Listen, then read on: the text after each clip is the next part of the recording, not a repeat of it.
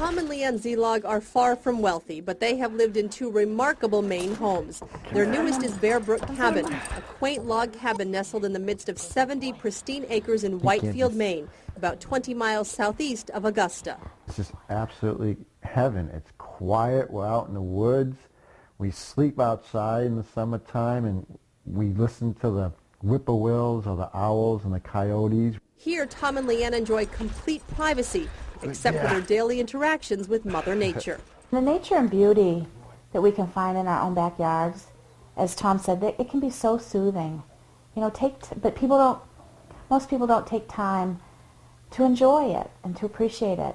As a professional photographer, Tom is uniquely qualified to capture those small but often amazing moments that nature can provide. One morning I looked out and there was this big white ball of fluff in our driveway, and I had no idea what it was. And I yelled to Tom, I said, "Come quick, what is this?" And it turned out to be an albino gray squirrel, completely white gray squirrel with pink eyes and everything. So you just never know when you look out the front window what you're going to see. Tom decided to spend an entire year documenting wildlife at the cabin. His goal was to take one great photograph each week.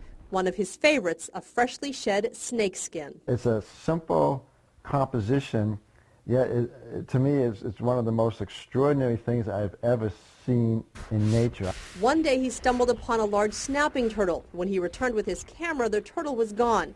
And then Tom spotted a large eye peeking out of the sand. I mean, it was an absolute miracle that I was able to even find this thing, because it was completely buried with the exception of its eye. Many of the wildlife shots are animals anyone can spot in their own backyard, and ones we often take for granted.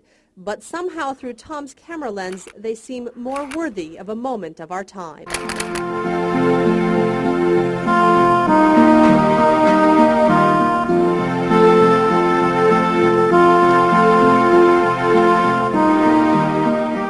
Hopefully, through his photographs, it's going to help people to slow down just a little bit and say, "Wow, I never realized a blue jay was so beautiful," or "I never realized a squirrel was so beautiful." Living in a log cabin in the middle of the Maine woods has been Tom's dream since he was a child, and really it's his turn, because before this they were living in Leanne's dream home. This is Marshall Point Lighthouse in Port Clyde. For nearly 14 years, Tom and Leanne lived here and served as modern-day lighthouse keepers. Life here was a stark contrast to the cabin.